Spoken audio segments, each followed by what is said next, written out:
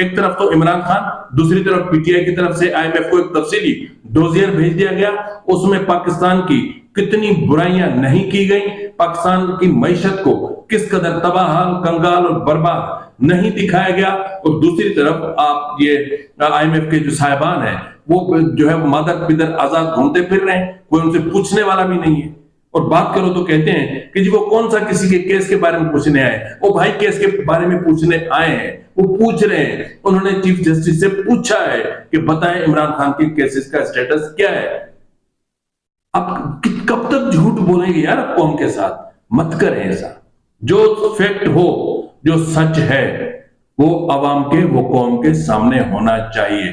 कौम के जो साथ के बगैर आप जो भी पॉलिसी अडॉप्ट करेंगे वो उस बीज की तरह होगी जिसको लाख बार आप पानी दें लेकिन वो कभी उसमें से कोई वॉच नहीं